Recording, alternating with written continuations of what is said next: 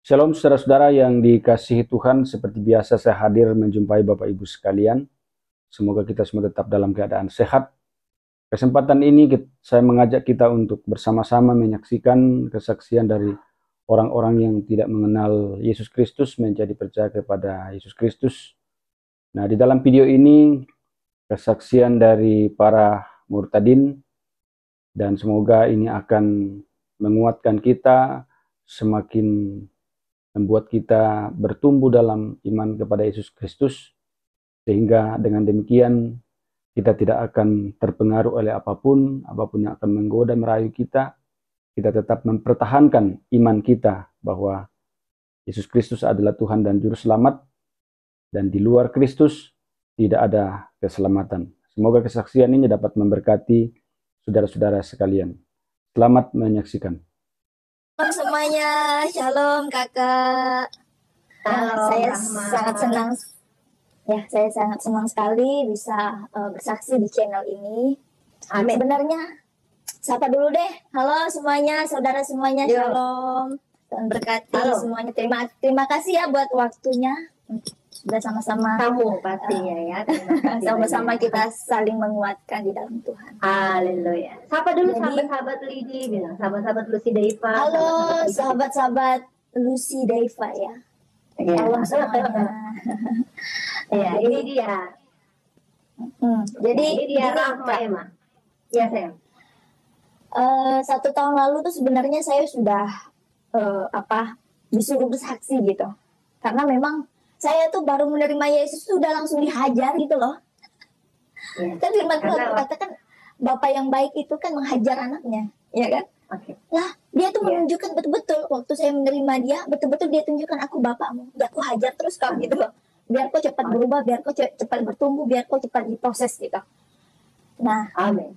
Setiap hari selalu ada pergumulan, Kak. Lalu dari teman-teman rohani pada saat itu bilang, ayo dong bersaksi, ini kesaksian kamu ini luar biasa gitu. Lalu saya bilang, enggak deh, saya belum siap, saya bilang gitu. Nah pernah sih 1 tahun yang lalu, saya mulai nih cari channel YouTube gitu ya, mau bersaksi. Tapi kok nggak dapet, nomornya tuh nggak dapet lah. Ini channel kesaksian, tapi nggak ada tertera nomor handphonenya. Gimana aku bersaksi gitu, ya udahlah, belum waktunya kayaknya gitu. Nah lalu bulan Januari kemarin, saya diutus pelayanan di pedalaman 15 gereja, kami satu tim. Jadi banyak sekali pengalaman yang saya rasakan dan saya berkata, inikah waktunya Tuhan? Kalau waktunya saya harus bersaksi di depan publik, berikan saya jalan. Lalu malam itu saya mulai berdoa. Okay. Jadi Tuhan taruh di hati saya mulai kesaksian di publik gitu. Nah, saya mulainya pertama tuh nggak cari di YouTube dulu, Kak. Saya di TikTok dulu. Sebenarnya TikTok itu udah lama saya download, Kak. Tetapi karena pada saat itu saya merasa TikTok itu menghambat saya untuk baca Alkitab, datang sama Tuhan gitu ya. Iya, saya belum bisa berhikmat gitu, Kak. Iya, karena aktif ya nonton TikTok tuh. Iya, scroll, ujung-ujungnya capek tidur, lupa baca Alkitab. Nggak bisa ini jadi iblis buat saya bilang saya hapus. Iya. Nah, akhirnya kemarin Tuhan taruh di hati saya, kayaknya saya sudah bisa mengendalikan diri saya gitu kan, Kak. Udah saya download lagi itu TikTok, terus saya download share video-video pelayanan gitu kan. Kok banyak gitu. Kok banyak yang lihat gitu kan. Oh ya udahlah, berarti lanjutlah gitu. Tiba-tiba ada itu yang Marisa, tahu ya Marisa? Iya. Ya, Marisa hubungi saya, terus ayo dong kita kesaksian gitu, kesaksian di channel. Ya udah saya mau juga, terus saya cari lagi di YouTube. Saya bilang, Tuhan, kalau seandainya memang ini waktunya saya memang untuk bersaksi, tunjukkan channel-channel yang memang dimana Engkau mengharuskan saya bersaksi di sana. Tunjukkan nomor handphonenya. Tunjukinlah tuh pertama channel kakak ini, Kak Lucy ini kan. Terus habis itu channel-channel yang lain, tetapi Kak Lucy sebutin ya, karena mereka Pak Bombong. Iya, Pak Bom Bom, di The Beaters tadi malam, terus di Miracle, Iya, di Miracle iya. juga gitu. Ya, Udah. saudaraku. Jadi ini saya potong nih adik saya. Dari saya potong. Jadi adik saya ini puji Tuhan, inilah saya percaya belum waktunya Tuhan. Jadi yang pertama dihubungi adalah saya. Tapi dia apa deh DP-nya kayak ibu-ibu pakai kerudung gitu loh. Pakai baju merah kerudung. Salam Mbak, saya kan singkat ya. Ini siapa nih? Saya langsung doa, Tuhan ini siapa nih Tuhan? Terus saya tanya, langsung saya balikin. Oke, Dek, boleh cerita sedikit dulu? Langsung dia Langsung aja ya. Nah, belum. Ini lagi cerita, nanti ini lagi cerita ya. Kita santai aja. Di sini bukan ruang kesaksian karena kamu sudah ada di beberapa channel dan saya teman-teman sudah dengerin kamu secara pribadi kesaksianmu. Sekarang kamu di sini ngobrol bareng kakak ya, namanya Rodi, ngobrol bareng Lucy Daiva. Ini anak saya bingung cari dompet. Coba itu tuh di dalam di bawah kolong. Nah, jadi sekarang Rahma, kita di sini lebih kepada mengulik bagaimana engkau mengenal Tuhan. Ya, kalau di ruang kesaksian kan Rahma bercerita sendiri gitu ya. Iya. Ya, di sini ini nah, ayo jangan ganggu mama lagi, oke? Di sini Rahma akan kakak bawa ke dimensi di mana kakak akan bertanya ya, lebih kepada mengulik. Ya, saudaraku semua, terima kasih yang sudah berada di sini. Kita sapa dulu yang dari Jayapura, sapa dulu yang ada di Jogja, Shalom, yang ada di Solo, yang ada di Pontianak mana nih kak suaranya? Shalom. Ini warga pun loh, Ramayana loh, Pontianak. Coba deh sapa dulu orang Pontianak dari bahasa Pontianak. Mana nih orang Pontianak nih? Ada enggak ya orang Pontianak ya? Ada sayang. Ada ya. Kakak yang bisa, kakak bisa baca typing soalnya ya. Oke, saudaraku, ini adalah Rahma dari Pontianak. Tinggalnya tepatnya di mana sayang? Halo Batam. Pontianak lah pokoknya, kota ya. Oke, pokoknya Pontianak. Ya saudaraku, saya minta dibantu juga. Saya tuh mendengar suara saya agak feedback. Apakah feedback? Nah, dari mana keluar juga? Shalom. Baik, inilah kekasih Tuhan yang baru ya. Bagaimana Tuhan bekerja dalam hidupnya. Langsung aja. Rahma, kamu lahir di mana sayang, lalu besar di mana, bagaimana pergumulan hidupmu dulu sebelum mengenal Tuhan. Ceritakan bagaimana kamu, misalnya kamu lahir dari keluarga besar apa ya, seperti itu. Singkat, jelas, dan banyak juga nggak apa-apa. Aku ngikutin Rahma bisanya berapa jam aku ngikutin ya. Karena aku kalau udah buat Tuhan di rumah ya udah buat Tuhan gitu. Silakan sayang tuh. Adek lahir dari keluarga Bugis dan apa gitu. Iya. Saya latar belakangnya terlahir dari seorang Muslim ya. Papa sukunya Bugis Bone. Keluarga besar tuh semuanya masih Muslim ya. Jadi saya aja rasanya masih bingung gitu loh, kok bisa ya gitu. Karena memang dari kecil itu anti banget gitu loh sama yang namanya kekristenan gitu ya. Nah, saya punya 3 saudara, 2 laki-laki, 1 perempuan, saya sendiri, abang sama adik saya. Lalu saya juga sudah menikah, saya sudah menikah 2 kali ya. Yang pertama itu waktu saya belum menerima Yesus ya, sama-sama satu agama, sama-sama Muslim. Nah, lalu 4 tahun kami bertunangan, nikah, 2 tahun cerai. Ya saya nggak bisa ceritain di publik lah kenapa saya cerai ya. Lalu 5 tahun kemudian setelah cerai, saya ketemu sama suami yang sekarang. Nah, ketemu sama suami yang sekarang, awalnya saya nggak mau. Saya udah nolak banget gitu loh. Gue nggak mau orang Kristen gitu loh. Nah, tapi dia tuh kayaknya ngincer terus gitu. Udah aku blok dari Facebook, dari BBM, dulu belum ada ya yang namanya WA. Dia hubungi aku lewat apa? Lewat email, coba. Saking dia tuh, karena aku waktu itu buka travel, jadi setiap hari buka email ya. Jadi masuk tuh dia hubungi. Akhirnya dia tuh nggak mau putus asa gitu, nggak mau putus semangat. Ya udah saya bilang, kalau kamu mau sama saya nggak mau nih sama kamu nih, kamu kan orang Kristen, saya orang Muslim. Saya bilang, saya nggak mau masuk neraka, saya bilang gitu. Tempatmu tuh di neraka, saya bilang. Saya bilang, kalau kamu mau nikah sama saya, ya kamu masuk Islam gitu. Akhirnya dia mau masuk Islam gitu. Nah, lalu Ya gitulah. Dulu waktu saya kecil, saya itu suka. Auramu beda loh sayang, kamu semangat banget padahal dia baru habis latihan ya. Ya. Oke, selanjutnya sayang. Jadi waktu kecil, saya ingat banget ya. Orang tua itu kan, mama saya kan guru ngaji Kak. Jadi anak-anaknya itu semuanya dari umur 4 tahun, 5 tahun itu udah diajar ngaji Kak. Nah, setiap hari itu harus ngaji gitu loh. Diajarin ngaji, diajarin sholat gitu ya. Saya dari umur 5 tahun udah ngaji ya. Umur kelas 2 SD, umur 7 atau 8 tahun gitu saya udah khatam Quran. Nah setelah khatam Quran barulah saya tuh bebas main. Sebelumnya tuh nggak bebas main karena orang tua ini takut benar-benar dicekokin dengan agama itu gitu loh. Nah mama saya ini doktrinnya gini nih, doktrinnya. Kamu tahu nggak, dia bilang, tidak ada agama lain yang masuk surga selain agama Islam. Kalau orang Islam masuk meninggalkan agama Islam, tempatnya itu sudah pasti di neraka jahanam. Tidak ada sedikit pun dia mencium bau surga. Wah, saya bilang, saya mendengar doktrin yang seperti itu, ya saya merasa ya udah, saya jadi memiliki pandangan bahwa agama lain itu nggak benar gitu loh, ya kan? Pokoknya agama saya yang paling benar gitu loh, yang lain itu kafir gitu. Jadi tidak ada kesempatan juga saya untuk mempelajari agama-agama lain gitu, karena memang dari kecil sudah dilahir terhisap dari agama Islam kan. Lalu namun kehidupan saya dari kecil itu ya cukup banyak kepahitan ya Kak. Ya sebenarnya saya mau cerita semua bagaimana gitu ya. Ya dari keluarga orang tua itu nggak harmonis gitu. Jadi memang dari kecil banyak kepahitan gitu.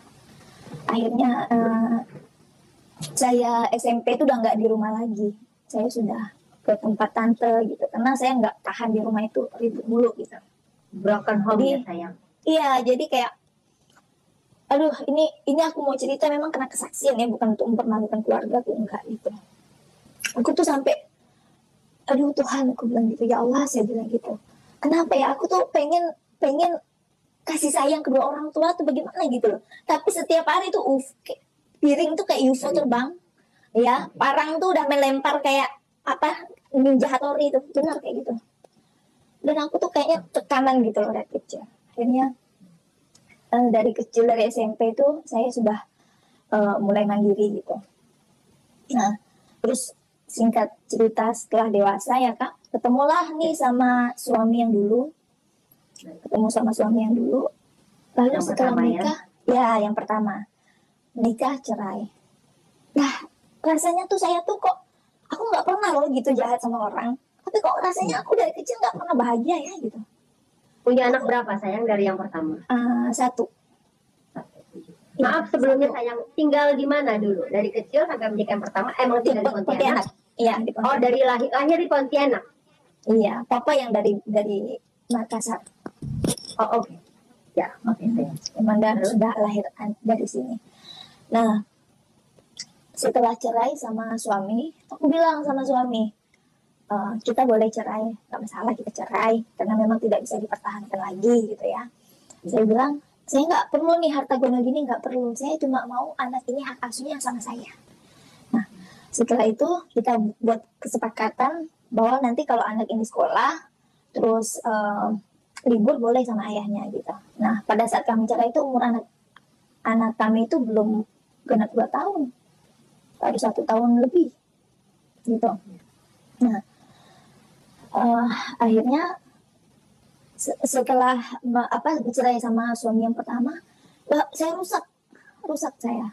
Ketemu sama teman-teman yang pergaulannya itu loh, pergaulan kayak di kota-kota gimana sih Kak ya, menghancurkan bait Allah gitu ya, bait Allah menghancurkan ya bait Allah itu diri kita. Bait Allah diri kita sendiri gitu ya. Menghancurkan bait Allah itu bagaimana kita ngerti? Karena kamu pelarian ya, mungkin ya pelarian karena kekecewaan ya, kekecewaan ya. Ketemu juga sama orang-orang yang kayak gitu jadi.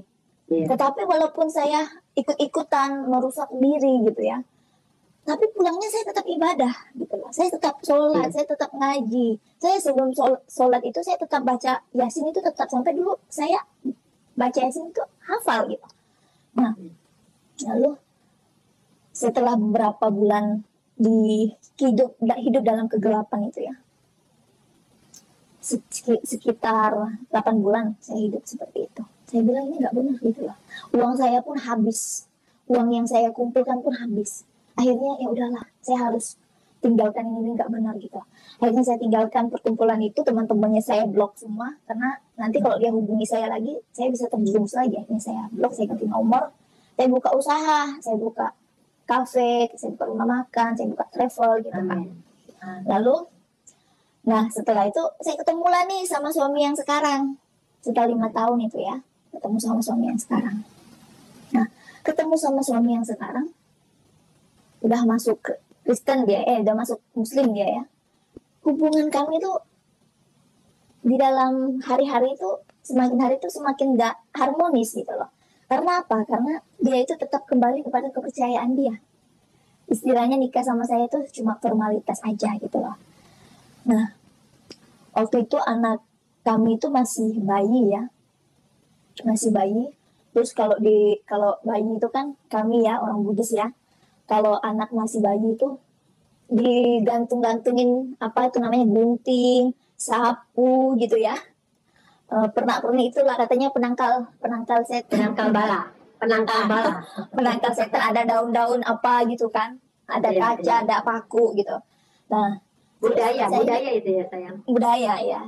Terus suka ini juga, suka putar-putar lagu, putar-putar ayat-ayat gitu, ayat kursi, ayat Yasin segala macam. Maaf sayang, ini anak yang kedua. Ini anak yang kedua dari suami. Yang kedua, ya.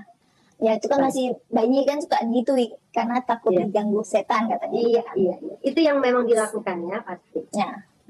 Lalu suami bilang, aduh kenapa sih gini-gini katanya gitu. Ya saya bilang, ini memang budaya saya bilang gitu. Dari anak yang pertama juga gini kok, saya dari kecil juga gini kok, saya bilang gitu kan. Lalu, pokoknya kita lebih galak dari dia. Lebih galak. Dia bilang, oh ya udahlah.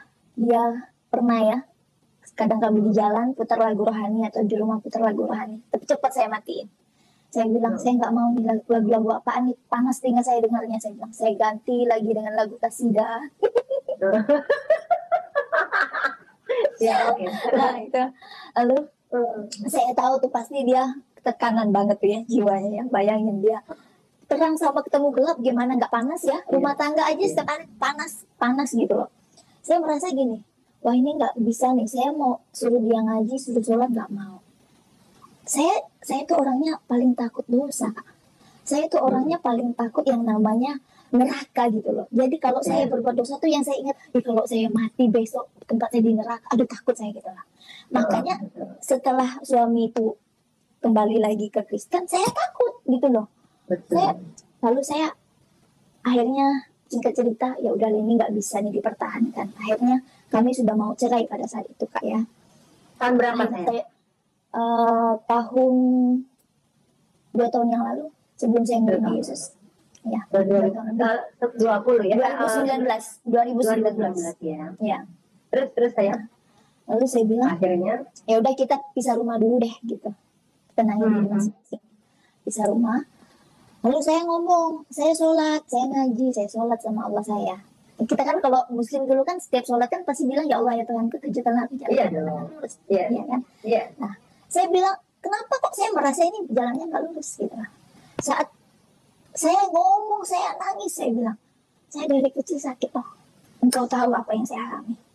Siksaan saya bilang. Lalu saya ketemu sama suami yang pertama juga gitu. Saya ketemu teman-teman juga gitu. Ketemu lagi yang ini, begini lagi. Saya ini maunya nikah kalau bisa sekali seumur hidup gitu loh. Bukan saya tipe orang yang mau nikah sana nikah sini gitu loh. Nggak mau saya. Apalagi dengan seperti ini, saya ini udah bawa gitu loh. Saya bilang ya Allah saya udah bawa ini suami saya untuk mengikuti engkau. Ya kenapa engkau gak kunci aja sih hatinya gitu loh. Ya kan? Kenapa engkau gak kunci aja hatinya supaya dia betul-betul. Kan engkau yang ciptakan dia. Engkau yang punya kuasa atas dia. Kenapa engkau gak menguasai hatinya gitu loh. Nah jadi saya merasa di situ ini seperti bukan kebenaran gitu loh Kak. Tiba-tiba apa yang saya doakan, ihdina syiratal mustaqim, tunjukkanlah aku jalan yang benar dan lurus.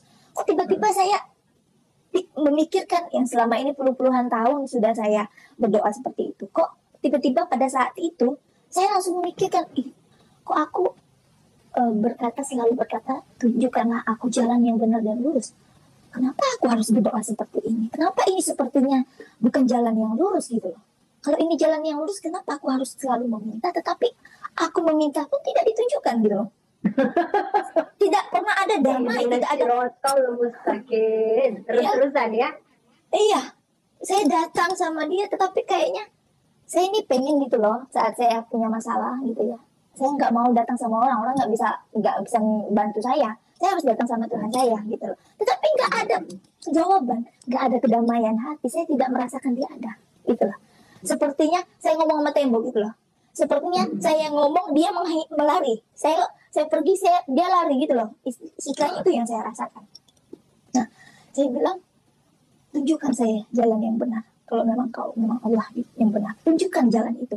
Karena saya udah capek gitu loh. Saya udah capek puluhan tahun minta jalan yang lurus gitu. Akhirnya malamnya saya mimpi itu aneh banget gitu loh. Nah, saya tuh seperti berada di tengah awan gitu kayak ya, melayang. Saya tuh merasakan tuh kayak nyata sekali gitu loh. Saya berdiri tuh ngambang, kok kayaknya saya melayang gitu ya. Saya ngeliat ke bawah itu jantung saya kayak mau copot gimana gitu ya. Masih apa ya? Iya. Saya bilang, sekeliling semua putih. Tiba-tiba lalu di depan saya itu ada gumpalan awan tebal bersama sinar yang terang dari jauh menghampiri saya. Lalu di belakang sinar itu ada suara berkata seperti ini. Jika engkau ingin selamat, percayalah engkau kepada siapa yang datang di hari akhir. Kalau dia bilang dia Yesus, tak mungkin saya percaya. Karena dia bilang percaya kepada siapa yang datang di hari akhir. Nah, dalam iman kepercayaan kita dulu kan ada gitu loh. Yang datang di hari akhir itu Isa Al-Masih. Isa Al-Masih. Lalu kenapa saya tapi kita tahunya Isa Al-Masih, bukan Yesus. Iya. Isa ya. Kan dalam konteks kekristenan itu kan Yesus Kristus gitu ya. Betul.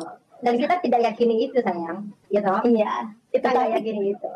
Tetapi kita cuma diajarkan dia cuma nabi utusan gitu ya. Iya, itu nabi utusan.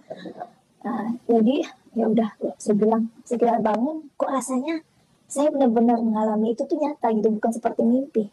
Nah, kenapa dia yang saya harus percaya, kalau saya mau selamat harus percaya sama dia gitu. Nah, besoknya lagi saya dapat penglihatan lagi waktu saya sholat. Nah, saya doa, saya tutup mata gitu kan, saya doa dulu gini ya, begini. Doa, saya mendapatkan penglihatan yang aneh, nggak pernah saya alami gitu loh. Ya udah kayak pemain sinetron aja gitu loh Kak. Yang kayak yang peramal-peramal itu, tuh kerjaan bisa ngeliat apa gitu. Itu yang saya alami gitu loh. Ini kok kayak film gitu loh. Saya melihat seperti di dalam cahaya, saya seperti berada di dalam cahaya. Lalu di depan saya itu ada cahaya yang terang ya. Seperti sosok itu, tapi memang samar-samar, nggak terlalu jelas. Tetapi yang dilihatkan di mata saya itu gambaran yang ada di kayu salibnya orang Kristen. Di kayu salibnya itu Yesus Kristus. Saya bilang, kenapa Tuhannya orang Kristen? Dan dilihatkan ke saya gitu loh.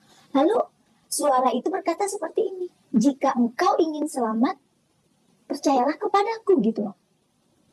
Lalu saya sadar gitu. Sebelumnya saya itu memang udah bisa ngelihat makhluk-makhluk halus gitu dari kecil ya Kak ya. Karena memang saya keturunan titisan dari nenek saya.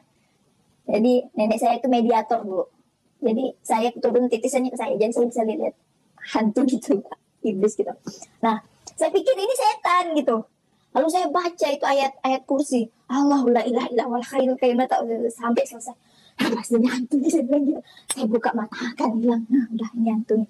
Tapi kok aku nggak pernah ya lihat hantu kayak gini ya, terang ya. Hantu biasanya gelap, jelek-jelek mukanya gitu. Nah, akhirnya ya udahlah. Saya pikir ya udahlah ini biasa lah ya, gitu kan. Walaupun agak-agak aneh gitu. Nah, anehnya lagi setiap saya masak, setiap saya pergi keluar, entah saya bawa kendaraan, saya mau tidur, itu muka muncul terus.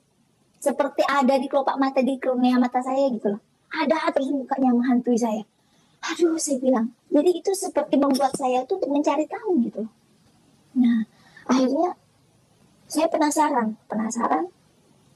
Saya search untuk cari Alkitab, beli Alkitab itu di mana. Saya nggak tahu ya, pertama beli di mana. Saya cari dulu, saya pergi ke toko Katolik, tetapi Alkitab yang saya mau nggak ada. Nah, lalu saya pergi lagi, akhirnya dapat tuh toko namanya Metanoia. Pergi ke sana beli. Saya pikir ini Alkitab ini ya seperti huruf cetaknya Arab gitu kan, ternyata enggak gitu. Nah, sudah terjemahan Indonesia dan saya mudah untuk bacanya jadinya. Padahal pada saat itu ya Kak ya, aku tuh posisinya lagi harus mengambil keputusan yang berat gitu lah, gitu ya. Kepahitan tuh udah menumpuk banget di hati sama di pikiranku. Tapi kok tiba-tiba aku nggak fokus ke itu lagi gitu loh. Aku malah kefokus sama mimpi dan penglihatan itu. Seperti ada kuasa yang menarik hatiku gitu loh. Ya aku tuh nggak bisa melawan, aku nggak bisa menolak, ngikut aja. Itulah. Akhirnya aku baca itu Alkitab. Awalnya aku buka Alkitab itu bergegar aku Kak. Kenapa? Karena aku pikir gini, ini kitabnya orang Kristen gitu lah. Walaupun gini ya, walaupun di dalam iman kepercayaan kita dulu ya, bahwa memang Taurat dan Injil itu dipercayai adalah firman Allah gitu kan. Namun kontradiksi gitu loh. Kenapa kontradiksi? Saya diajarkan untuk membenci orang Kristen, bahwa orang Kristen itu orang kafir. Lah bagaimana saya mau baca firman yang dikatakan itu adalah kitabnya? Kan kontradiksi jadinya, ya kan? Ternyata sebelum saya membaca Alkitab, ya sebelum saya membeli Alkitab, saya potong dulu. Saya baca Al-Quran dulu Kak. Saya orangnya keras, saya orangnya enggak. Walaupun kan kalau Al-Quran udah kamu baca sayang, mungkin lebih mengkaji lagi kali ya, baca lagi lebih ke apa bahasa artinya, terjemahannya, arti dan makna ya. Iya, Oke, sebentar Emma, sebentar. Saudara semua ya, kekasih Tuhan yang luar biasa di dalam konten saya channel Sidaipa. Satu info aja, Rahma Emma ini dulu pernah menjuarai MTQ. Ya. Enggak. Oh bukan ya? Pernah menjuarai. Oh maaf saya. Itu Pak Dani aja tuh yang pandai-pandai ngomong tuh. Itu mau saya tanya juga tuh sama dia tuh. Baik, berarti kita luruskan ya. Bagus kita luruskan ya. Berarti baik kita luruskan. Cuma pernah mengikuti saja, pernah mengikuti waktu SMP pernah. Tapi kalau juara enggak pernah. Ya, baik. Waktu itu kan gini Kak, Pak Bombong itu kan tanya Emma bisa nggak baca Al-Quran katanya gitu. Lah, saya bilang bisa lah Pak. Orang saya juga pernah ikut MTQ kok tilawah Al-Quran. Berarti kan saya bisa baca Al-Quran gitu loh maksudnya. Ternyata pas waktu kesaksian itu Pak Bombong bilang sama Pak Deni bahwa saya itu tilawah Al-Quran gitu. Nah ternyata diplesetin tuh sama Pak Dani. Pak Dani bilang saya ini pernah juara. Ya kapan saya bilang saya juara? Masih ada kok jejak rekamannya kan. Saya nggak bilang saya juara gitu. Tapi saya bisa baca Al-Quran gitu. Nah, ya, baik saudaraku. Jadi jelas ya supaya ini mengklarifikasi. Terkadang akhirnya di luar sana mempelintirkan nih ya. Oh ngaku-ngaku. Inilah bukan pengakuan dari Rahma ya, tapi memang ada orang yang berpikiran seperti itu. Tapi kalau MTQ, saya Emma pernah ikuti lomba MTQ ya, karena kami dari kecil memang udah diajarkan otomatis semua bisa baca Al-Quran, tapi belum tentu bisa ikut kompetisi MTQ. Oke, selanjutnya cantik. Kamu udah tegang, tapi kayaknya udah lebih rileks nih di sini nih, karena waktu di Pak Bombom udah tegang loh. Tegang banget ya karena itulah. Iya. Tegang banget loh dia. Aduh, adik ini kenapa tegang sekali. Kelihatan banget. Aku aja kalau bisa diulang-ulang tuh, tapi nggak apa-apa lah. Jadi sudahlah, itu sudah waktunya tuh. Oke, sayang, lalu akhirnya kamu baca dulu Al-Quran beserta isi dan maknanya. Akhirnya apa yang saya baca di dalam Quran itu sendirilah yang menghantarkan saya untuk baca Taurat dan Injil, gitu loh. Kalau saya pada saat itu nggak membaca ayat-ayat di Quran, ya yang mengarah kepada Isa, yang mengarah kepada saya harus membaca Taurat dan Injil, saya mungkin nggak akan fokus juga sama mimpi dan penglihatan itu gitu loh. Nah setelah saya membaca itulah yang menjadi saya kuat gitu. Saya ini kalau nggak baca Taurat dan Injil, saya bukan orang yang ini, saya tidak sesuai dengan apa yang dikatakan iman saya dong gitu. Nah makanya saya belilah Taurat dan Injil itu, saya beli Alkitab ya, di dalam Alkitab itu kan sudah masuk semua ya, Taurat dan Injil. Saya baca. Nah yang pertama saya baca itu kan saya nggak dari awal tuh sampai dari awal gitu, tapi asal-asalan lah gitu bukanya. Namun saya seperti diarahkan kepada ayat-ayat yang seperti Yohanes 14 ayat 6 itu kan, akulah jalan kebenaran dan hidup itu kan. Tidak ada seorang pun yang datang kepada Bapa kalau tidak melalui aku. Saya bingung pada saat itu siapa Bapa gitu kan. Nah akhirnya saya, ya kita kan nggak usah bodoh-bodoh amat dong gitu kan. Cari di internet tafsiran apa maksud dari Yohanes 14 ayat 6 itu. Apa yang dimaksud Bapa. Oh ternyata Bapa itu Allah gitu. Akhirnya saya ketemu lagi seperti di Yohanes 3 ayat 16. Karena begitu besar kasih Allah akan dunia ini sehingga ia mengaruniakan anaknya yang tunggal supaya setiap orang yang percaya tidak binasa melainkan beroleh hidup yang kekal. Saya bilang beroleh hidup yang kekal. Wah ini dahsyat banget gitu loh. Ini ayatnya nggak pernah aku baca di Al-Quran gitu. Aku nggak pernah mendapatkan ayat yang setegas ini gitu loh. Wah ini luar biasa, keselamatan itu pasti gitu loh. Nah akhirnya aku bilang siapa ini anak gitu kan. Apa yang dimaksud dengan ayat ini? Oh ternyata Yesus itu Allah juga gitu loh. Nah, aku masih nggak paham nih. Nah situ aku masih belajar gitu kan. Lalu 1 Petrus 2 ayat 24. Ia sendiri telah memikul dosa kita di dalam tubuhnya di kayu salib. Sehingga kita yang telah berdosa, dia memikul dosa kita sehingga oleh bilur-bilurnya kamu telah sembuh gitu. Lalu saya bilang, apa maksud bilur-bilurnya gitu loh. Oh ternyata dia disalibkan itu untuk menebus dosa gitu loh.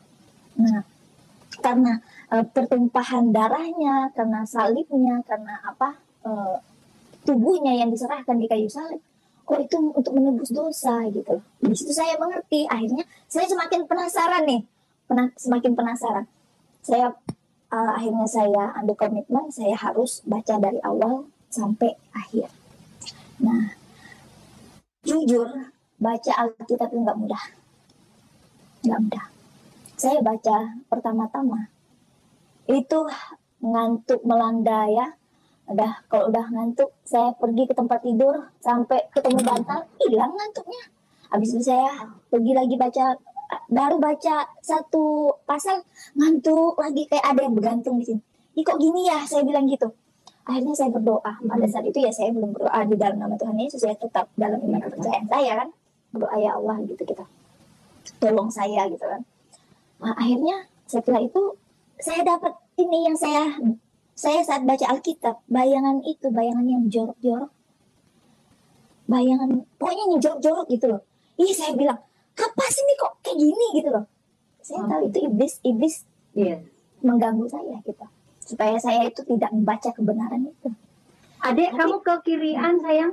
Apa ya? Coba tanganmu. Lebih kali ya? Nah, gitu ya sayang. Oke ya, aman ya. Yuk lanjut. Nah, kalau dari tadi badanmu setengah deh. Oke, terus. Oke, sorry.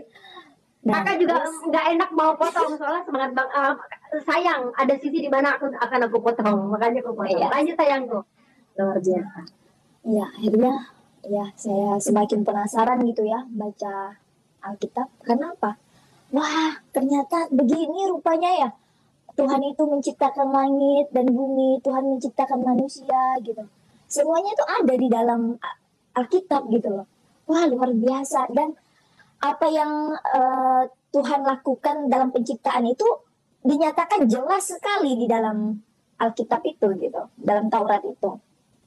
Nah, akhirnya saya penasaran, semakin baca itu, kalau saya baca itu bisa sampai 1:30 malam, jam 1 lewat. Makanya saya 4 bulan itu udah selesai saya baca Alkitab. Itu karena apa? Karena haus dan lapar akan firman Tuhan itu saya baca terus itu loh. Nah, singkat cerita akhirnya suami saya nelpon lagi nih. Suami bilang kita baik-baikan gitu. Nah, dia udah mulai nih pulang. Kita satu rumah lagi. Setelah satu rumah, kita tidur, besok paginya bangun. Nah, suami dulu Kak, waktu kami dari awal bersama itu pernah sekali mau ngomongin masalah Yesus sama saya. Tapi saya bilang, kamu jangan ngomong-ngomong Yesus sama saya. ya lakum dinukum waliyadin, agamamu agamamu, agamaku agamaku. Jadi kalau kamu ngomongin Yesus sama saya, kita cerai, saya bilang gitu. Nah, dilalanya waktu kami udah satu rumah lagi itu,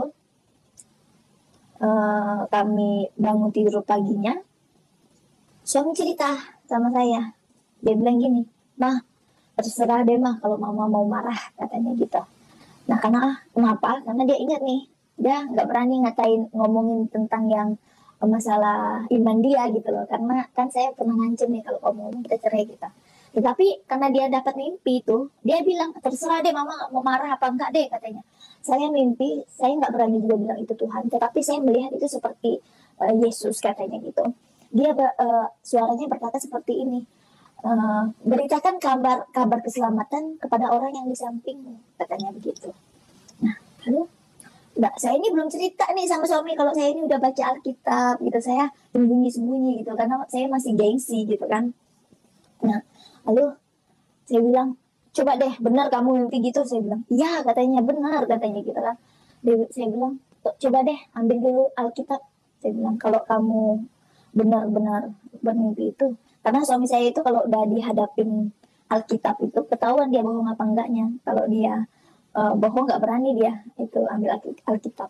Lalu dia benar-benar mau angkat tuh Alkitab, lalu saya bilang enggak jadi, saya cuma ngetes, saya bilang gitu. Nah, lalu saya ceritakan mimpi dan penglihatan saya juga sama dia.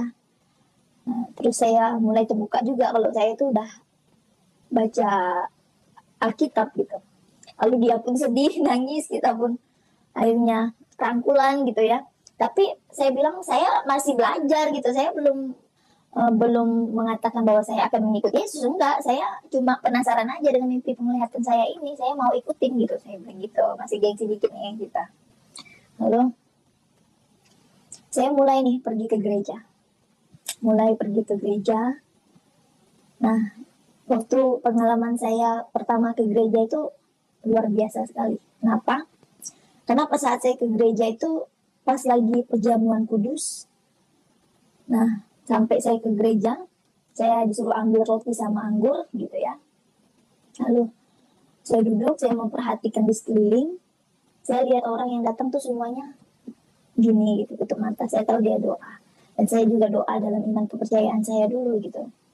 Saya bilang, "Ya Allah, tunjukkan aku jalan yang lurus."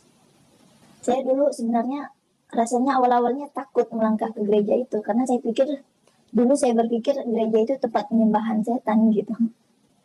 Nah, setelah saya sampai di sana, ternyata pikiran saya yang dulu tuh salah gitu loh. Kok rasanya di sini tenang ya, anteng ya, hati tuh rasanya adem gitu. Ada rasa damai, sukacita gitu. Nah, sampai saya duduk di sana, mulai ibadah, mulai pujian penyembahan, lagu-lagu yang dinaikkan itu menyentuh hati saya gitu loh. Seperti, wah ini aku gitu loh. Ini kisah hidupku gitu loh. Nah, akhirnya saya nggak terasa itu air mata itu keluar sendiri gitu.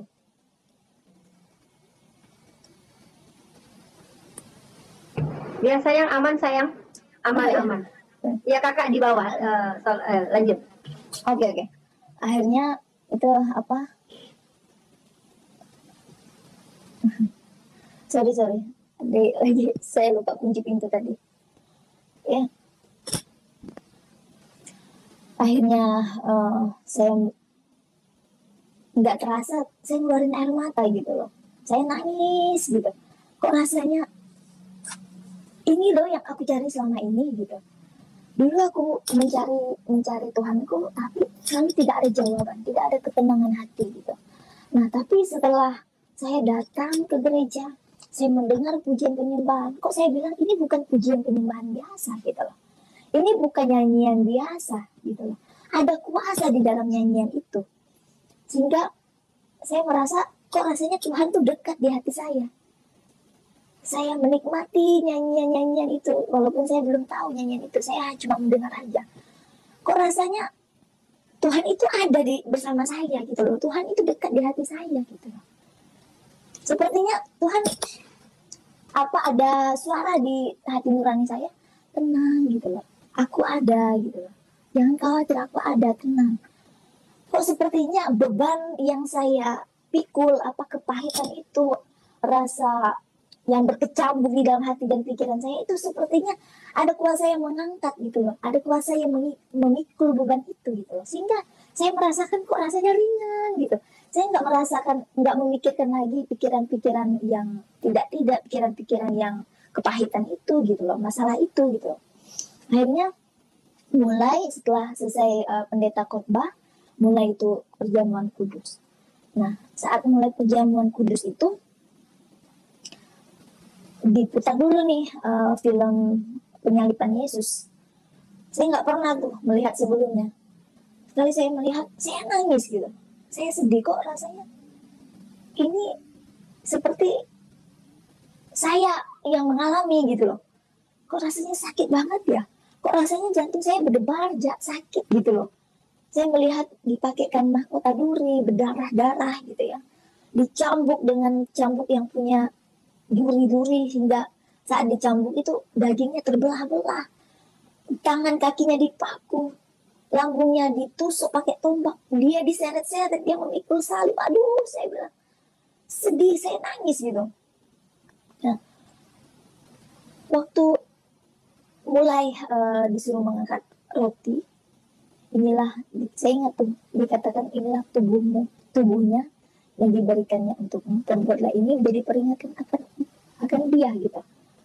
Aduh, saya bilang, kok rasanya saya bergetar gitu. Saya merasa kayak udah mulai kunang-kunang nih gitu, nggak enak perasaan saya. Masuklah roti itu.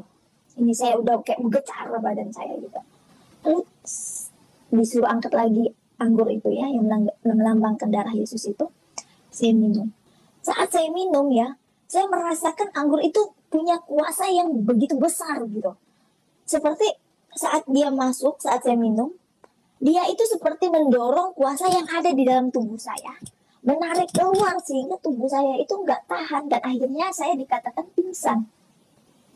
Nah, saat saya bangun, saya pikir kok ini aneh ya, seperti anggur itu seperti ada kuasa yang besar dan dia itu menerobos, seperti memaksa menarik keluar kuasa yang ada di dalam diri saya. Saya merasa di dalam diri saya pun ada kuasa gitu loh, seperti berhantaman gitu.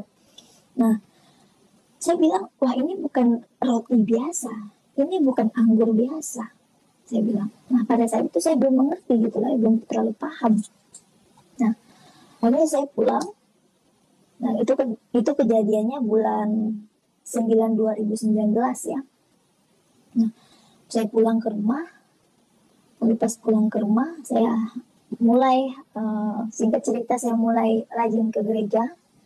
Dan saya juga sudah mulai berdoa di dalam nama Yesus ya. Nah, semakin saya mau dekat sama Tuhan, saya merasakan hal-hal yang aneh terjadi di keluarga kami, di dalam rumah khususnya. Jadi setiap malam ya, anak saya yang paling kecil pada saat itu masih umur 2 tahun. Kalau tidur malam itu, setiap jam 1 malam pasti terbangun. Nah, kalau bangun tuh dia matanya tutup, terus berjalan sendiri, turun ke bawah tempat tidur, terus dia duduk seperti ada yang ngajak dia main gitu ya. Tapi matanya tutup gitu. Lalu kadang dia nangis, kadang dia ketawa, dan itu kejadiannya lama sekali. Bukan hanya 1, 2, 3 hari, enggak, tapi sampai 1-2 bulan gitu. Nah, begitu juga dengan abangnya yang tua itu. Dia mimpi, dia cerita sama saya, dan dia itu mimpinya berjurut-jurut 3 malam. Dia bilang gini, Mam, saya mimpi, saya seperti didatangi anak kecil katanya. Dia anak kecil, dia cuma pakai popok katanya gitu, kayak popok katanya. Terus ininya matanya hitam katanya gitu. Terus dia mau ajak Jaki pergi katanya. Terus ada satu lagi temannya, siapa?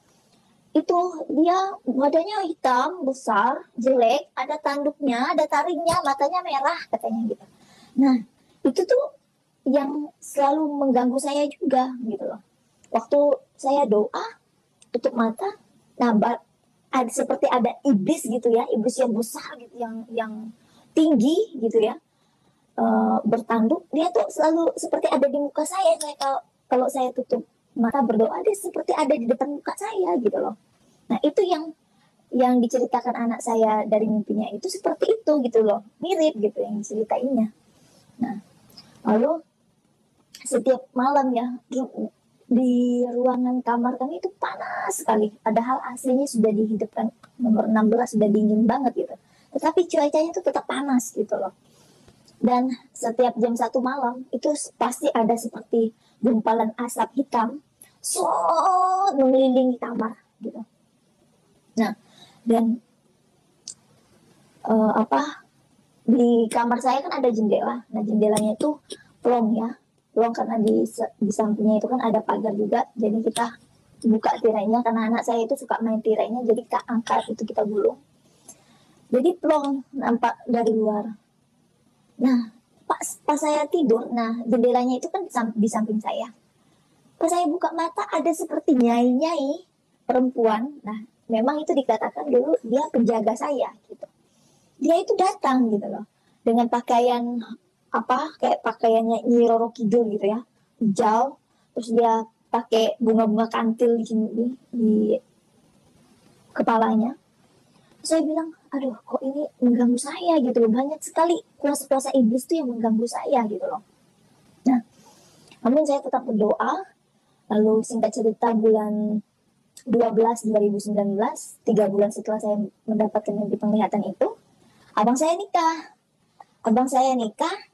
saya pergilah nih, kami mau pergi nih sama keluarga. Jadi ada yang pakai bis, ada yang beberapa mobil juga. Jadi yang satu mobil bersama kami itu ada mama, ada adik saya, ada calon istri adik saya, ada baby sister, anak saya 2 orang, sama suami dan saya. Suami yang nyetir. Nah, lalu sebelum pergi, saya berdoa tutup mata di dalam nama Tuhan Yesus. Nah, yang saya anehnya lagi tuh, saya seperti dapat penglihatan, ya.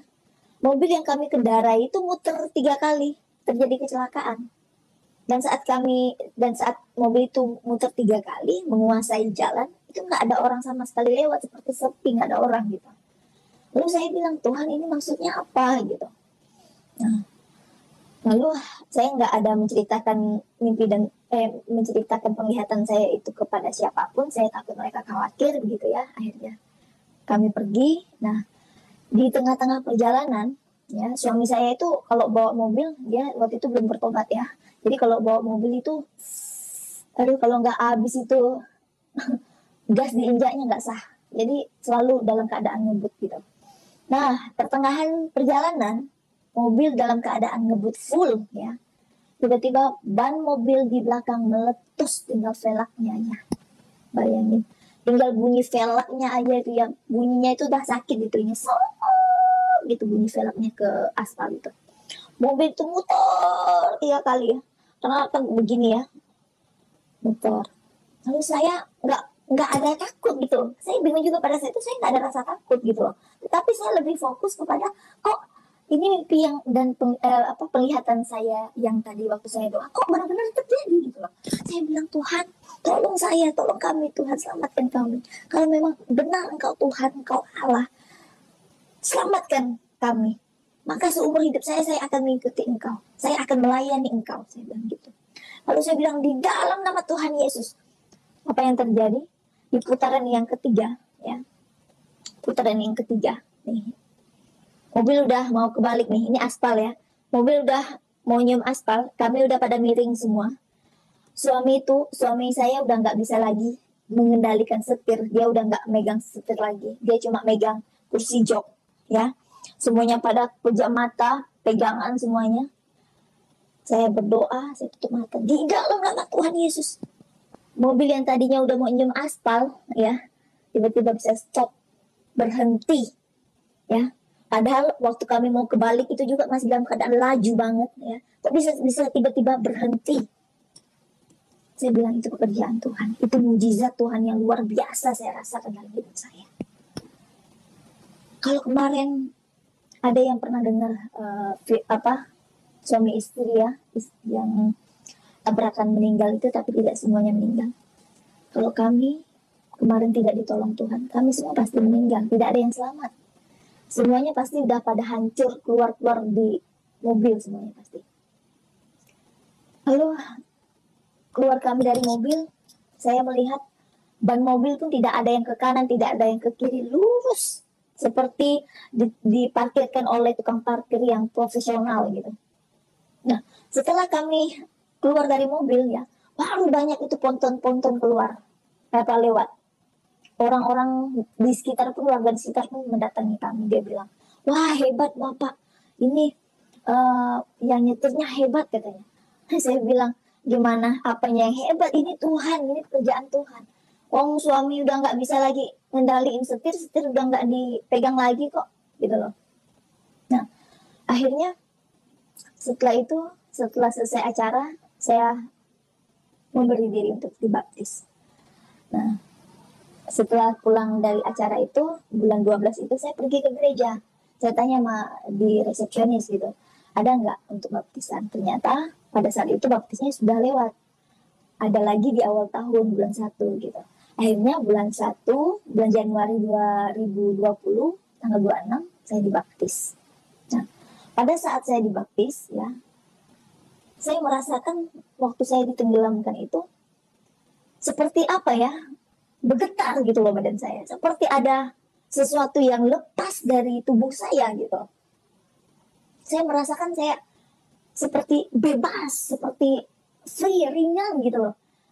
Kalau orang bilang yang menjadi pengikut Kristus itu lahir baru, ya memang itu yang saya rasakan gitu loh. Seperti bayi yang baru lahir, tidak ada dosa gitu, itu yang saya rasakan.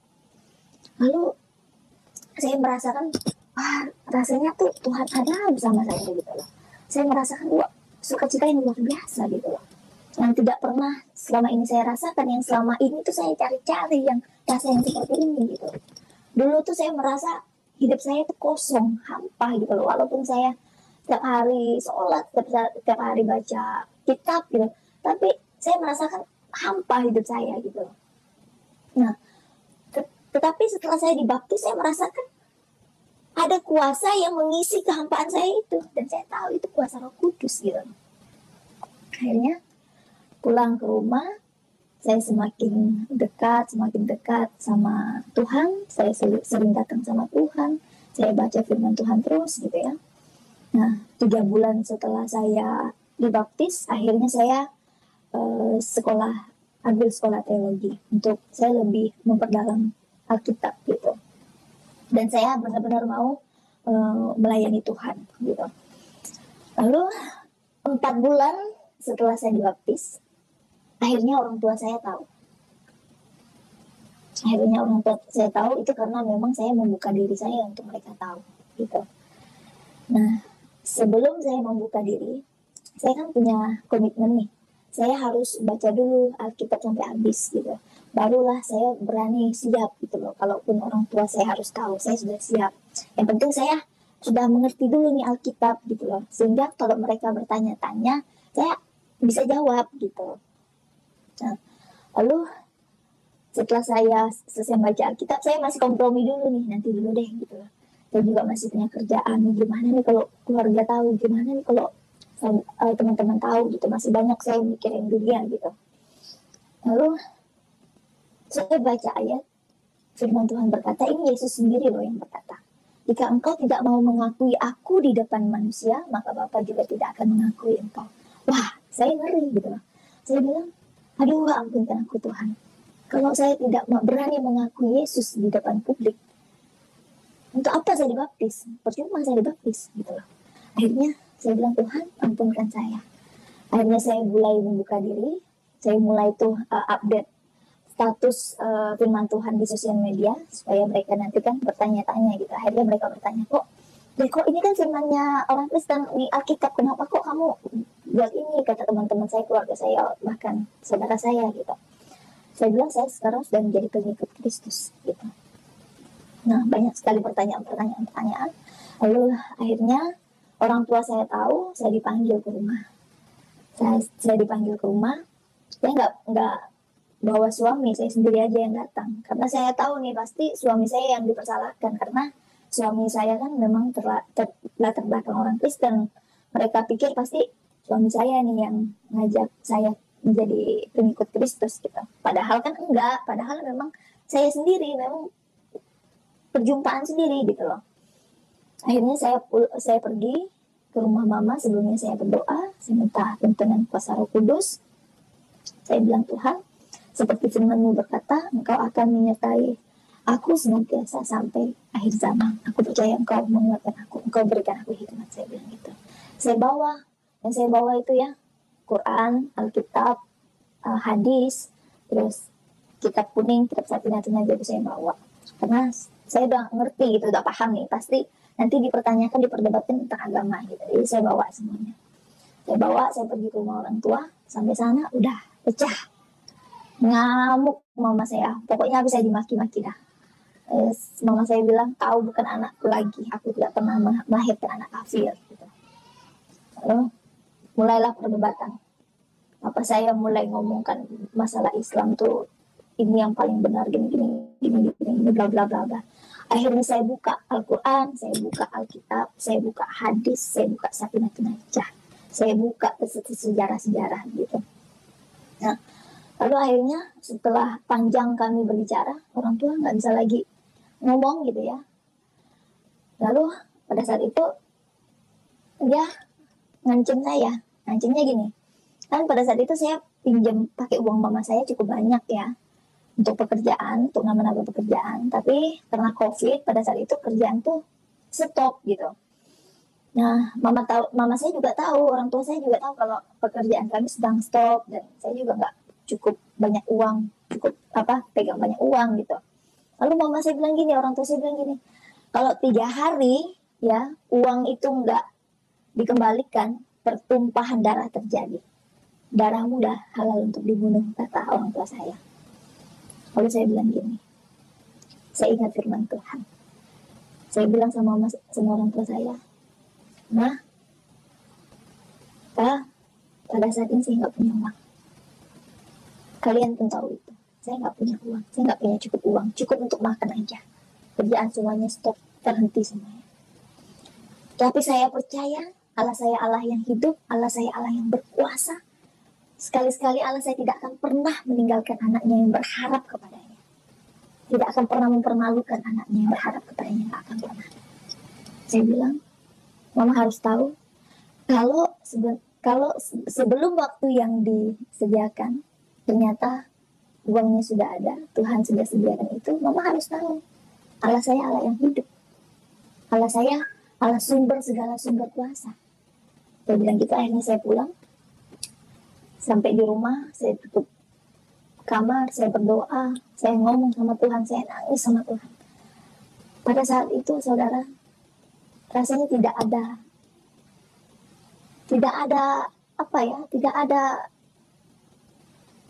untuk saya berharap itu nggak ada gitu. Tetapi saya percaya sama Tuhan, tidak ada yang mustahil bagi Tuhan. Hari ini saya bilang, Tuhan, tolong saya berdoa sama Tuhan. Satu, saya tetap percaya sama Tuhan. Sebab firman Tuhan berkata, percayalah untuk mendapat kemuliaan Tuhan. Akhirnya saya bilang, saya percaya Tuhan, Engkau akan menyediakan. Engkau tidak akan pernah mempermalukan kami ya Tuhan. Akhirnya apa yang terjadi besoknya ya, ada yang nelfon suami, ada yang ngambil material kepada suami. Itu luar biasa. Padahal pada saat itu semua pekerjaan terhenti gitu loh. Kok bisa-bisanya ada yang minta material? Saya tahu itu semuanya pekerjaan Tuhan. Di situ saya nangis. Saya bilang, Tuhan terima kasih Engkau sudah cukupi. Saat saya baru menerima Yesus, banyak sekali hal-hal yang saya alami. Ya, dan saya tahu Tuhan mau menunjukkan kuasanya. Dia menunjukkan aku loh Allah. Aku loh yang berkuasa gitu loh. Nah, lalu akhirnya saya kasih itu uang ke orang tua saya. Dia masih agak bingung-bingung gitu ya. Lalu besoknya papa saya masih terus menghubungi saya, menelpon saya untuk saya kembali kepada iman kepercayaan saya dulu. Saya bilang saya tetap katakan tidak. Akhirnya suatu ketika kami berdebat. Ya, berdebat. Waktu itu saya juga masih belum bisa menguasai diri ya. Belum bisa terlalu berhikmat juga. Jadi masih suka berdebat gitu sama orang tua.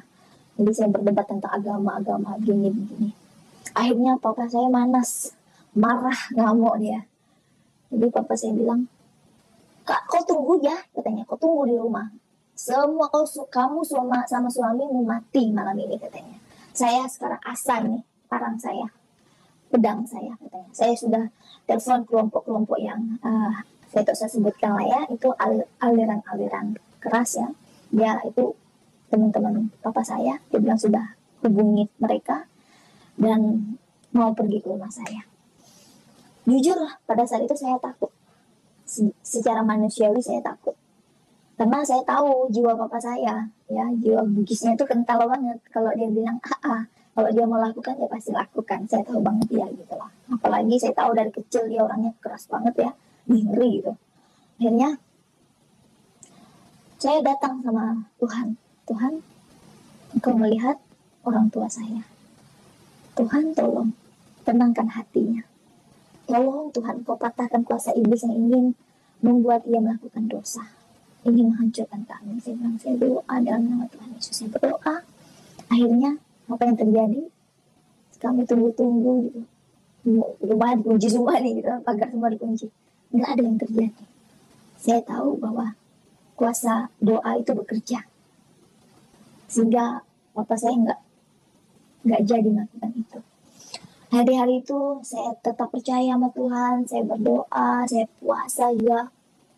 Lalu saya bilang sama Tuhan, Tuhan, saya tahu Tuhan seperti firman-Mu berkata, Engkau datang membawa pedang, ya kan, memisahkan anak dari orang tua. Saya sudah tahu itu gitu loh. Nah, wajib ya, memang betul orang Kristen tuh, orang percaya itu wajib untuk baca firman Tuhan itu dari Kejadian sampai Wahyu, karena memang itu kuat banget gitu loh untuk menguatkan iman kita gitu loh. Akhirnya karena saya sudah baca, saya mengerti firman Tuhan, saya ngerti gitu loh bahwa mengikut Yesus itu memikul salib, ada harga yang harus saya bayar. Nah, firman Tuhan itu betul hidup terjadi dalam hidup saya. Firman Tuhan itu diperhadapkan kepada saya. Akhirnya saya bilang, Tuhan, saya tahu walaupun orang tua saya meninggalkan saya, Engkau menyambut saya.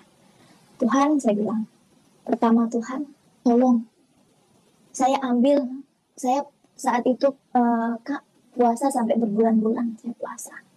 Saya minta kuasa Tuhan untuk menjamah orang tua saya. Saya bilang, Tuhan, saya percaya kuasa-Mu. Saya minta pertama-tama Tuhan, pulihkan dulu keluarga saya. Setelah itu Tuhan, tolong selamatkan mereka. Seperti firman berkata, satu orang bertobat, maka seisi rumahnya pun akan diselamatkan. Saya percaya firman Tuhan akan digenapi dalam hidup saya. Saya tetap percaya itu. Akhirnya setelah 4 bulan ya, mereka tahu saya sedang jadi pengikut Kristus. Akhirnya keluarga saya dipulihkan. Dan keluarga saya dipulihkan itu dahsyat sekali gitu loh. Cara Tuhan itu membuat saya itu pulih sama keluarga. Pertama Tuhan buat gini, kayak mama saya sakit, terus papa saya sakit. Nah, waktu mama saya sakit, kan abang saya kan di luar kota ya, adik saya juga nggak bisa diandalin, yang diandalin itu pasti saya gitu loh. Akhirnya kalau mama yang sakit, orang tua sakit, pasti saya yang bawa gitu loh. Akhirnya pada saat itu orang tua saya sakit. Nah, sebelum sakit saya itu terus datang, saya nggak mau gitu loh, walaupun saya sudah nggak dianggap anak, tetapi saya nggak mau datang, saya nggak mau gitu. Saya udah tahu konsekuensinya gitu loh. Mereka kan nggak tahu gitu. Oh maaf, tunggu ya.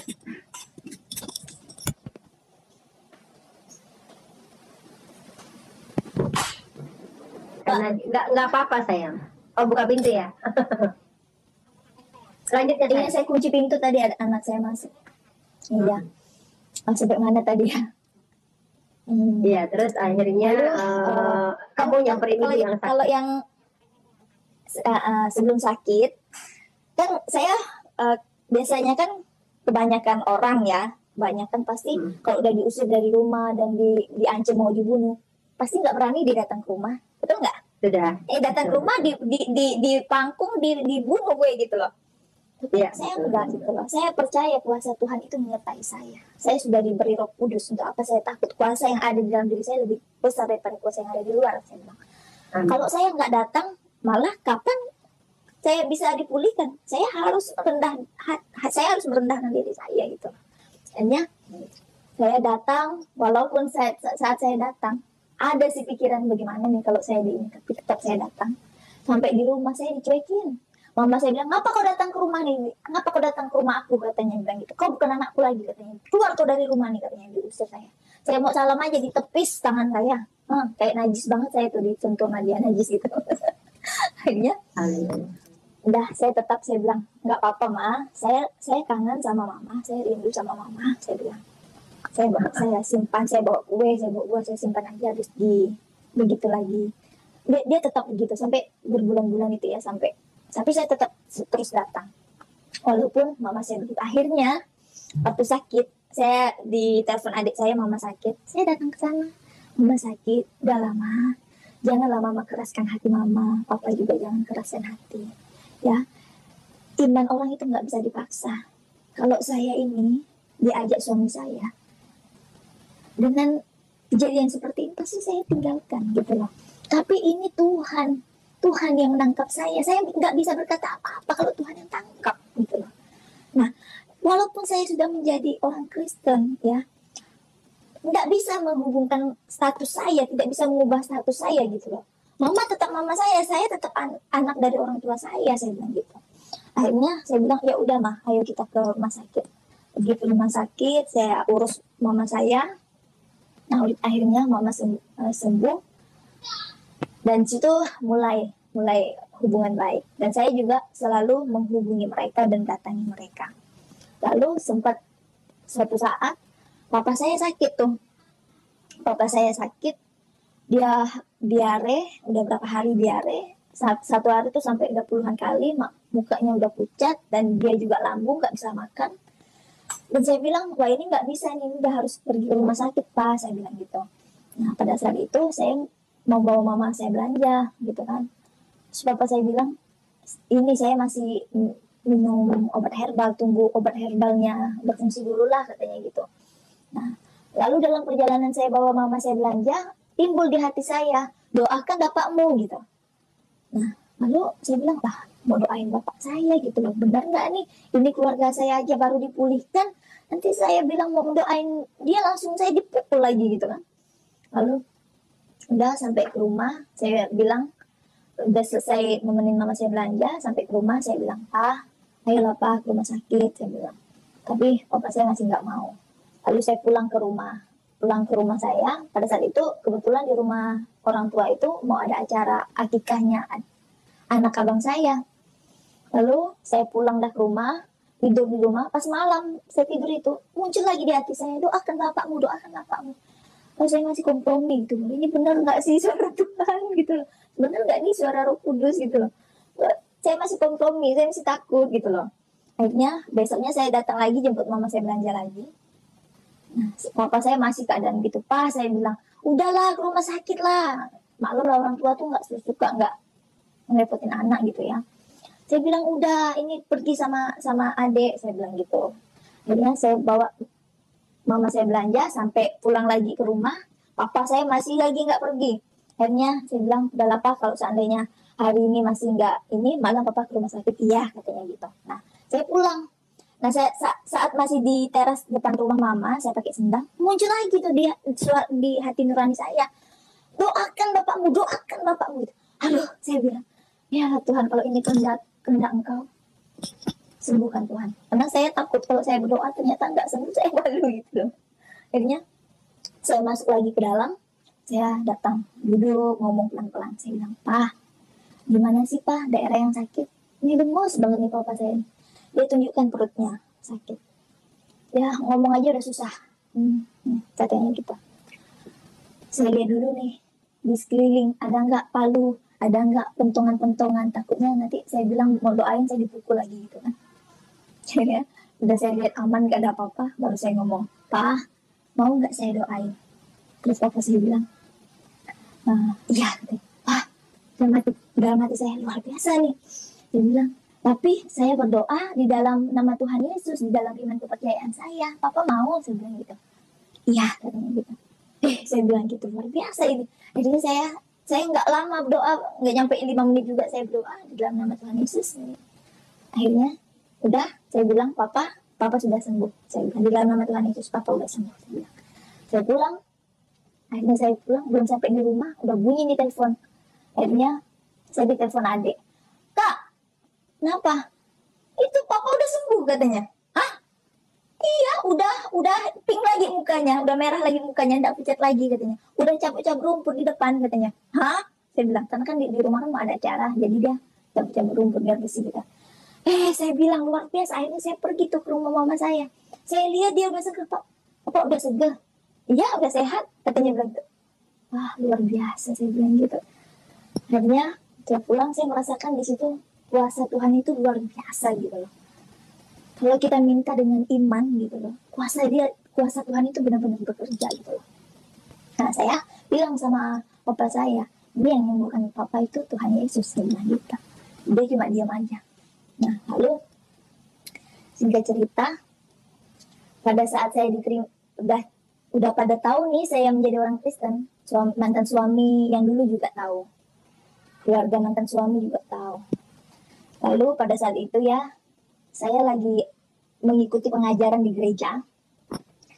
Lalu ditelepon sama kakeknya anak nih, papanya mantan mertua ya, mantan bapak mertua. Jadi dia telepon saya, dia bilang mau jemput cucunya gitu, mau jemput anak saya itu. Dia bilang mau bawa nginep semalam aja. Ya udah, saya nggak ada pikiran yang enggak gitu kan, saya lepasin aja. Nah, besoknya lagi kok anak ini nggak balik-balik ya gitu. Saya telepon papanya, saya telepon kakeknya nggak ngangkat-ngangkat sampai 3 hari. Setelah 3 hari barulah mereka telepon saya dan katanya mau datang ke rumah. Mereka datang ke rumah tanpa membawa anak saya gitu loh.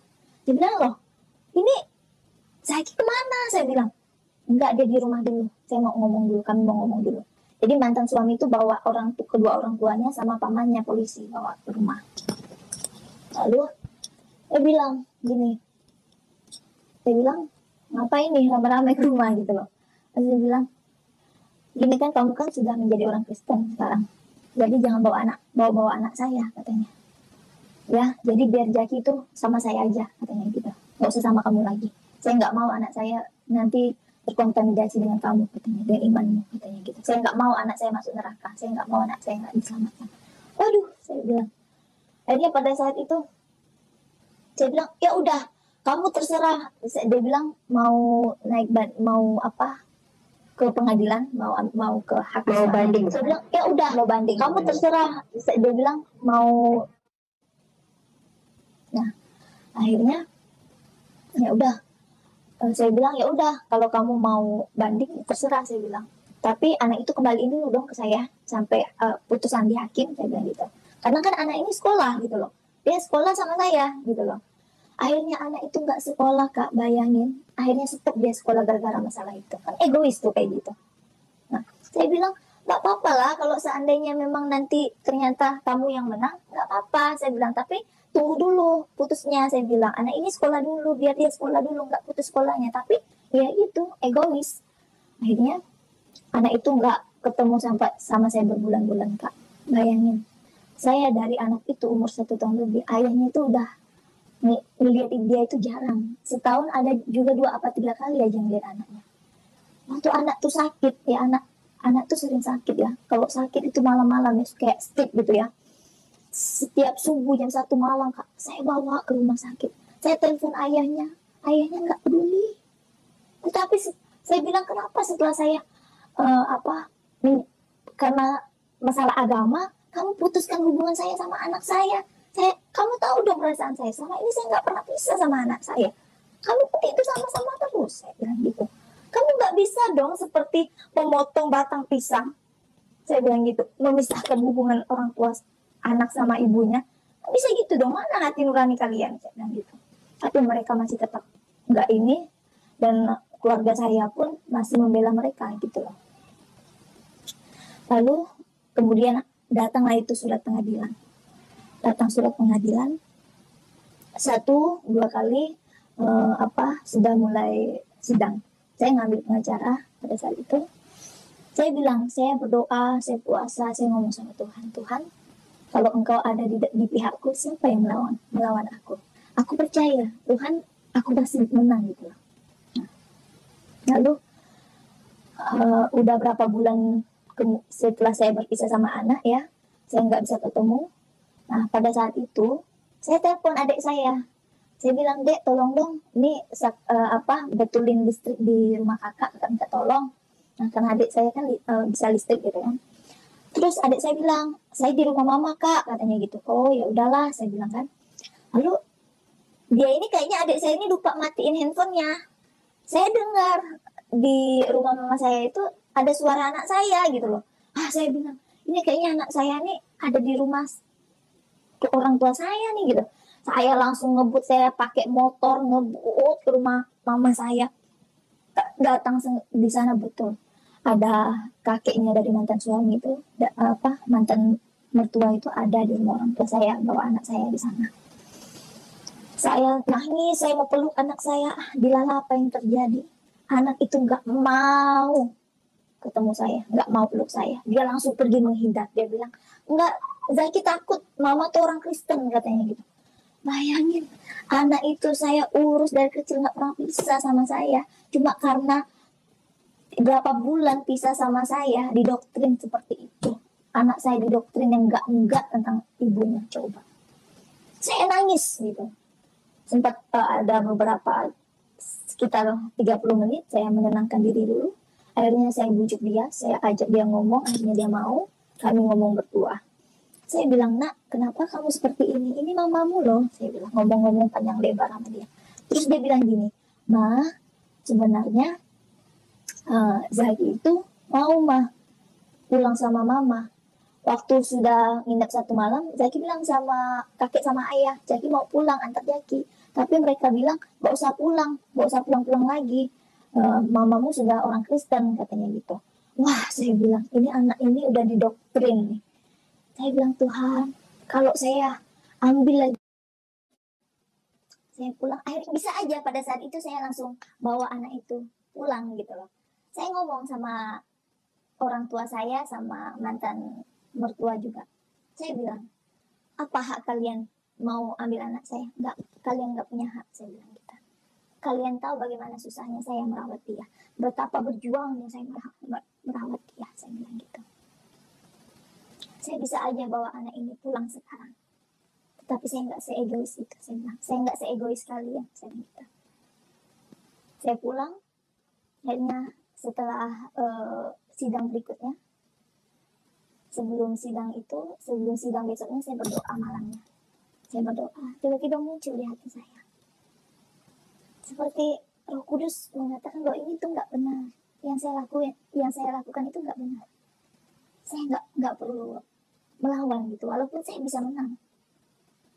Dari berkas-berkas yang ada, dari data-data yang ada, dari hukum ya, anak itu belum 12 tahun itu masih hak saya gitu loh, hak asuhnya masih di tangan saya bisa aja menang. Tetapi pada saat itu saya dibawa ke pengadilan agama Islam. Padahal pada saat itu saya juga sudah orang Kristen ya, secara hukum nggak bisa, beda agama itu nggak bisa dibawa ke pengadilan agama, harus ke pengadilan negeri gitu. Tapi saya nggak mau melawan, saya ikut perkataan Tuhan gitu loh. Kalau saya saja yang sudah terlahir dari kecil ya, yang tidak mungkin mengenal keselamatan itu, Tuhan selamatkan saya. Kalau Tuhan mau selamatkan anak saya nggak perlu capek-capek deh gitu loh. Saya cukup mendoakan saja gitu. Akhirnya Tuhan itu nggak senang gitu loh, nggak senang untuk berdebat, Tuhan nggak senang untuk berlawan gitu.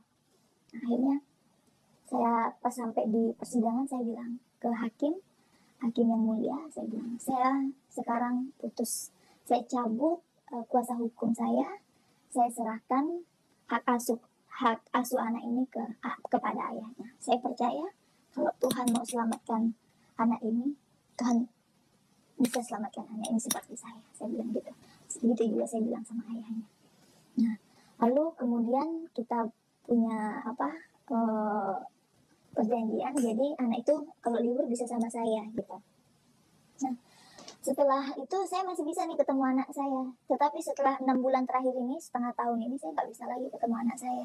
Saya nggak tahu apa masalahnya, dia nggak mau ketemukan saya sama anak saya. Saya nelpon pun kadang nggak diangkat, gitu. Nggak pernah diangkat. Nah, saya pernah juga ke rumahnya tapi nggak dibuka pintu, gitu. Ya udahlah, saya bilang pada saat itu jujur saya sedih, ya. Saya nangis, saya bilang, saya cuma minta kekuatan sama Tuhan. Tuhan, tolong tenangkan hati saya. Tolong hibur hati saya yang rindu akan anak saya ini. Saya rindu sama dia. Gitu loh. Tolong Tuhan, saya bilang tenangkan hati saya. Kuatkan saya untuk menerima ini. Akhirnya, setelah saya doa, saya mendapatkan kekuatan yang baru. Saya doktrin diri saya sendiri. Saya bilang, Emma, anakmu ada kok. Anakmu masih ada di dunia ini kok. Nanti kalau dia sudah besar, dia sudah bisa berpikir sendiri, ya. Nanti Tuhan atur lah. Nanti dia bisa datang, dia yang mencari saya. Gitu. Jadi sekarang saya lebih fokus sama Tuhan aja. Gitu. Saya nggak mau lagi berperang argumen sama ayahnya segala macam, nggak mau. Tuhan nggak menghendaki itu. Lalu banyak sekali yang saya alami bersama Tuhan, Kak.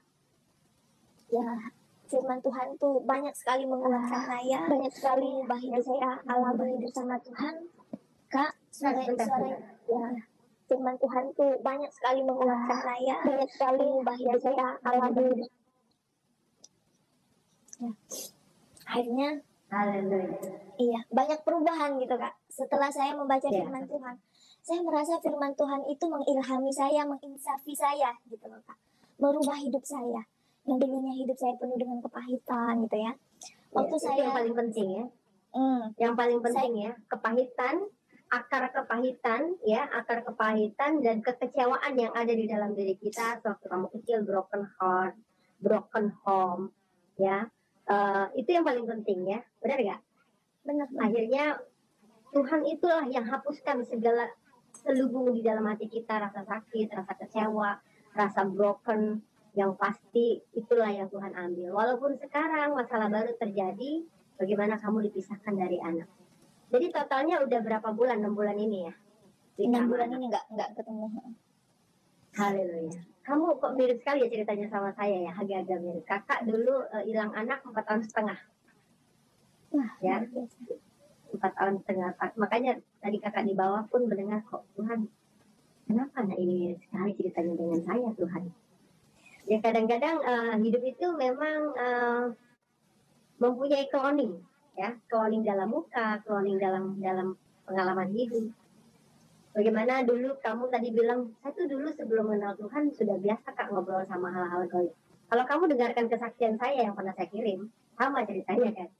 Saya juga dengan hal-hal yang gaib biasa aja. Jadi saya pikir waktu Tuhan berbicara kepada saya itu setan gitu. Gaib. Tapi kok beda ya gitu ya, tapi kok beda sih yang ini ya gitu.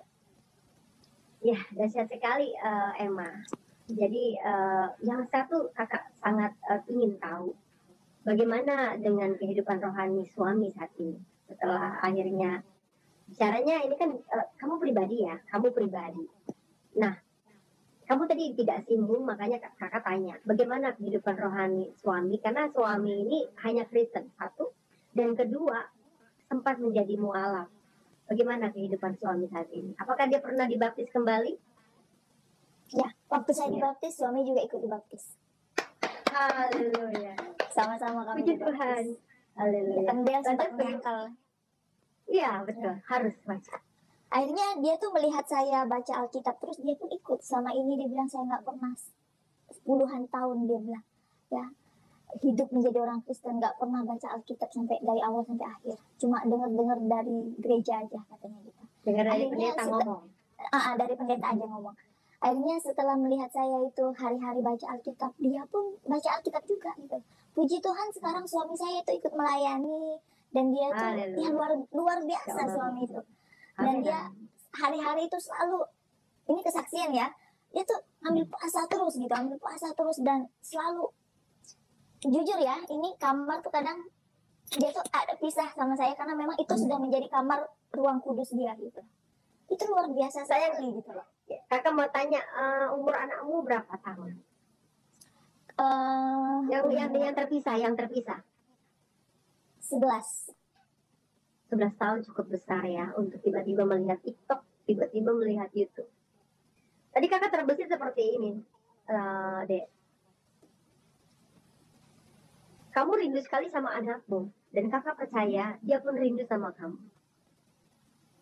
Dia nggak bisa ketemu sama kamu karena dia masih kecil, dia nggak tahu caranya untuk memberontak mau ketemu sama ibunya yang melahirkannya, ibunya yang bersusah payah waktu dia bayi. Umur 11 tahun sudah main handphone sayang, dia sudah lihat TikTok, ya kan? Dia sudah lihat YouTube karena itulah hiburannya. Kakak percaya dengan kamu bersaksi banyak di YouTube, dan kakak percaya banyak potongan-potongan nanti yang akan orang pelintirkan hal yang negatif ataupun yang tidak. Itu tanpa sengaja Tuhan celikan matanya. Kakak kakak berharap kamu bersama suami dan anak yang kedua berpegang tangan terus mendoakan anak. Karena waktunya Tuhan itu waktunya dahsyat sekali. Bagaimana dulu kakak begitu rindu sampai-sampai nggak tahu lagi mau ngapain. Sampai-sampai melepaskan tangan Tuhan waktu kakak kehilangan anak. Ya, tapi kakak percaya kamu punya belahan jiwa yang Tuhan sudah siapkan. Suami yang akhirnya menjadi penopang hidupmu. Bagaimana kamu mendoakan bapakmu dan dia tidak menolak. Itu sesuatu yang luar biasa. Tetaplah berpegang tangan sama suami ya, sama anak. Walaupun anak masih bayi sayang, tetap. Kalau dia sedang tidur, tetap pegang tangannya. Ya, misalnya anak lagi tidur, kamu mau bermesbah, bawa dia di dalam tengah-tengah kamu doa dengan suami. Sekarang udah besar, udah 4 tahun lebih. Oh iya, udah 4 tahun ya. Ya terkadang 4, betul. Nah 4 tahun kan kadang-kadang juga ngantuk ya ngikut kita doa, nggak apa-apa, biarkan dia, karena anak-anak itu mendengar. Haleluya. Yes. Anak saya semenjak kami saya sudah mengikut Yesus, kami pagi-pagi kan ibadah bersama satu keluarga, malam juga ibadah juga. Ya, dia ikut. Nanti malam tuh saya suruh dia berdoa. Dia pandai kayak doa syafaat. 15 menit dia berdoa sendiri. Apa-apa jadi doanya Tuhan Yesus. Tadi namanya Tito ya. Tadi Tito makan ini, pakai sayur ini. Terus Tito nonton, terus Tito main ikan. Macam-macam diceritakannya keseharian satu hari. Lalu dibilang, Tuhan berkati kakak ya, berkati papa, berkati nenek, semua disebutnya satu-satu. Saya bilang, saya nunggunya aja lama lah, kapan dia bilang mau tidurnya nih, banyak banget dia cerita. Jadi saya melihat di situ anak ini memang kalau dulu saya bilang sebelum saya menerima Yesus, saya mau buat anak ini menjadi anak yang sukses. Tapi setelah saya menerima Yesus, saya mau anak ini menjadi hamba Tuhan. Ya, demikian video ini saudara-saudara, semoga dapat bermanfaat, boleh memberkati kita sekalian, sehingga kita semakin kuat, semakin bertumbuh dalam iman kepada Yesus Kristus. Tuhan Yesus memberkati saudara-saudara sekalian.